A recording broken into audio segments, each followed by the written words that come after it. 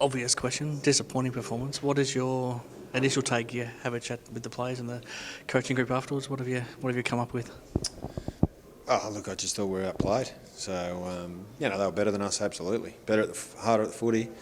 Got more numbers to the ball. We watched a bit. Beaten in all facets. But midfield, really taught us a lesson. And, you can't win games getting it inside 50, 20 times. So, a bit to work through. That's what I was going to say. You're not going to win many games with a scoreless first half, but I don't know if it was the forwards' fault too often. The ball just wasn't getting anywhere near them for most of the game. Yeah, look, we felt like every time we got it forward, we felt like we were reasonably dangerous. We just never got it forward. So, look, had really two really good chances early that were pretty clean ball movement, and missed them both. And from there we really struggled. So, we've been better than that all year. So we'll just recover first and then prepare for next week. You would never use it as an excuse, but how much in the midfield did you miss Jake Florenca and Kade Stewart when that was clearly the area that they probably got on top of you in? Oh, definitely restricted our options, I suppose. Normally have a lot more that we can spin through there, but both of them are pretty good players. But with the way that we rolled out as a group, it would have been pretty hard for those two to have an impact as well, I would think. How do you combine the disappointment you're feeling from how you played, but also make sure you stay positive as a group, because you've got another chance now next week? Yeah, look, we're terrible, but you work all year to have a second chance, so it'll have no impact on how we go next week. Walking in today, if you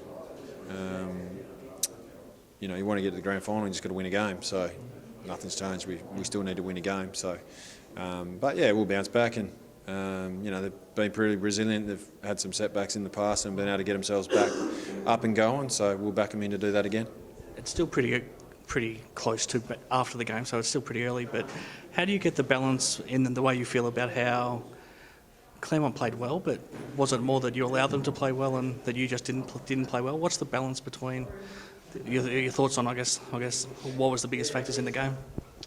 Well, it's been a pretty basic game, I reckon, for 100 and whatever years. If you're desperate to win the ball, and then if you don't win it, you're desperate to win it back, then I think you're going to be in most games. So they were certainly much harder at us to win the ball initially, and then they worked a lot harder than us to win it back when they didn't have it. So she's a pretty basic game. If you don't compete, you've very little chance to win.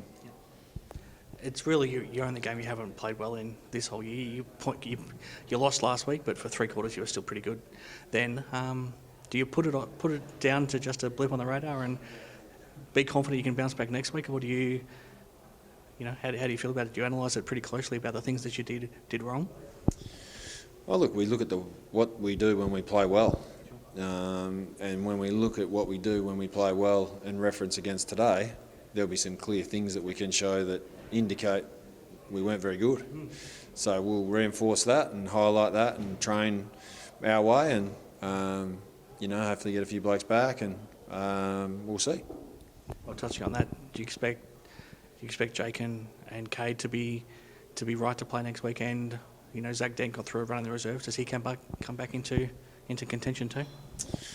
I would think that anyone played well and got through today would be in contention. So hopefully we touch wood. There hasn't been anyone that from today. I think everyone got through both games, so that'll be good. Denny got through really well actually, so he'll certainly come back into the mix. And Kade and Jake, we'll just have to see at training this week how they go. What's the chances of a surprise debutant? Does Cody Ninyet come into calculations at all now that he's got a few games in the reserves under his belt?